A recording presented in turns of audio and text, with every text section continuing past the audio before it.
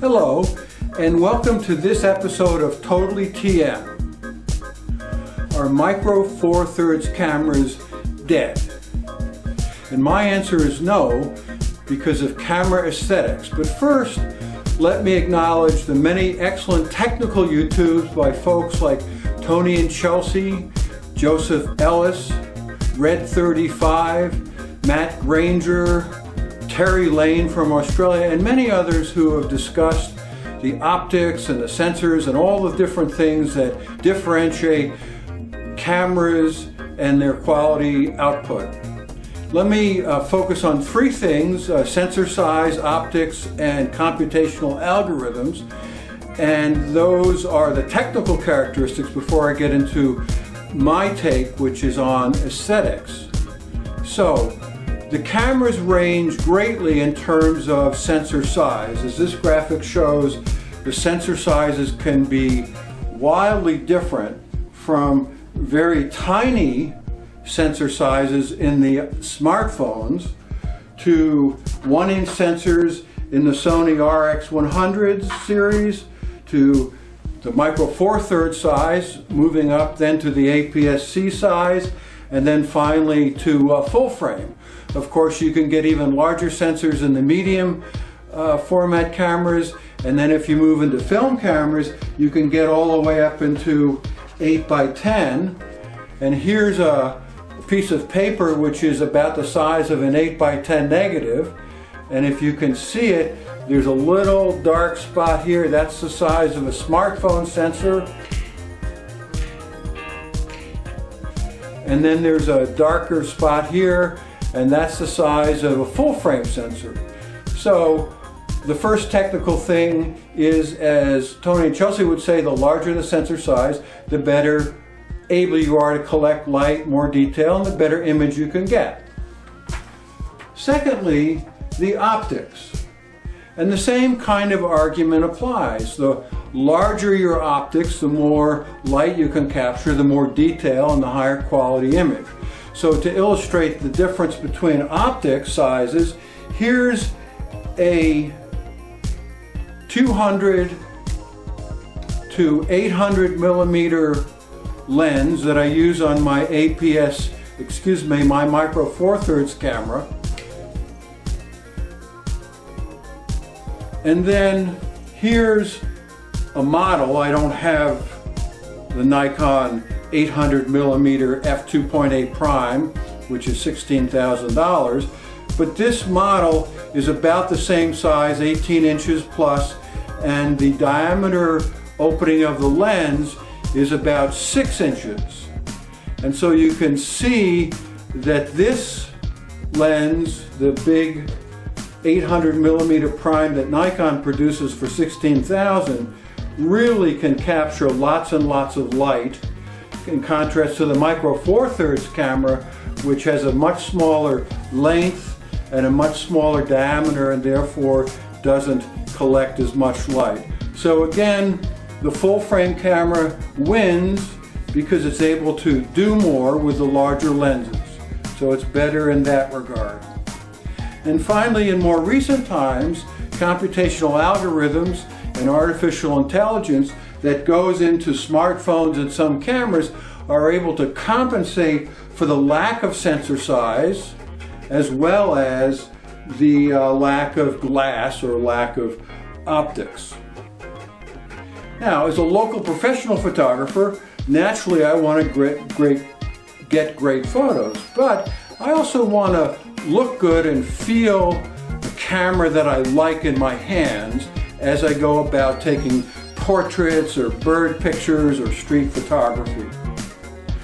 For years I worked with Nikon. The D7000 was my last Nikon, and I switched over to Fuji, and I got the XT1 and the lovely XT10 Fuji, the silver version, and they were just gorgeous cameras. I really, really liked them. But then I fell in love with the diminutive Olympus OMD E10 Mark II with the 45mm f1.8 lens. And this camera just caught my eye. It's a beautiful instrument. It performs well. It's about 16 megapixels and so forth. And so I started to sell my Fuji gear for Olympus. And as I moved into Olympus, I discovered that I like to do birding, and the Olympus OMD E1 Mark II was a fabulous camera, and it also had hybrid focus, which was phase detection and contrast detection, which meant that it worked really well for birds. And again, I'm staying within the Micro Four Thirds system, and the grip is deep on this camera, which I like. Nice for holding it in the field. Plus, when you put the 200 to 800 equivalent lens on it, it's very hand holdable in contrast to the full frame 800 millimeter prime, which is about 10 pounds and would be really hard to hand hold in the field for any length of time.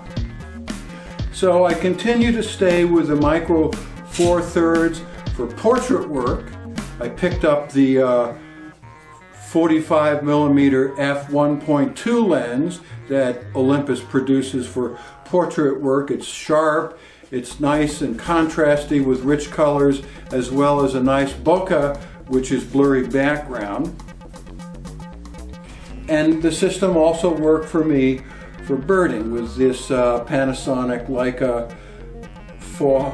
200 to 800 millimeter lens. Now, I like to do family photography when we have picnics or dinners or just plain gatherings on holidays and so forth, and I didn't really want to carry around a big camera, so I picked up at half price at Best Buy in an open box sale the small Sony RX100 5. This is the 5 version, generation 5. And this camera has a 1-inch sensor, so it's actually smaller than the Micro Four Thirds. However, the 1-inch sensor, as I'll put up that graphic again, is actually quite a bit larger than the smartphone sensor.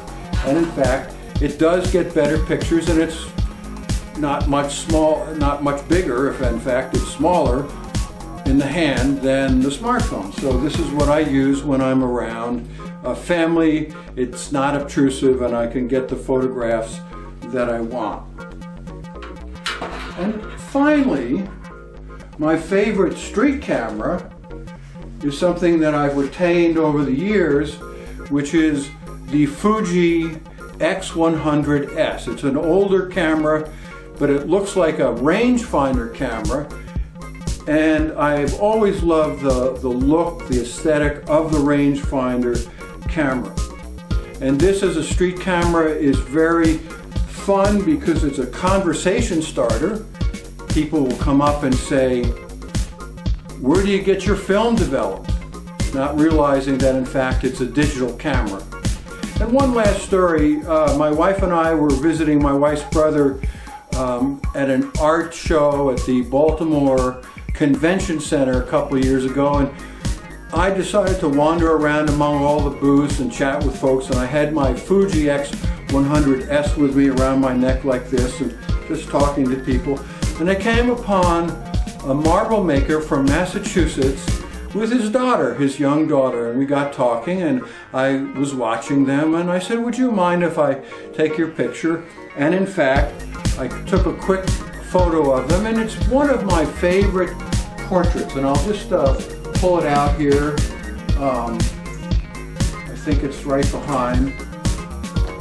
And it's just a shot that I got at the Baltimore Convention Center with my Fuji X100S, which was non-threatening. It was a very comfortable camera to hold, and it was also a very comfortable camera for folks to stand in front of. It wasn't as intimidating as some of the bigger cameras. So for me, Micro Four Thirds is not dead, nor are 1-inch sensors dead, nor APS-C sensors dead. In fact, the beauty of cameras is not dead, and the resulting beautiful photographs that they can produce at all different sizes and shapes. Thank you for watching this episode of Totally TM.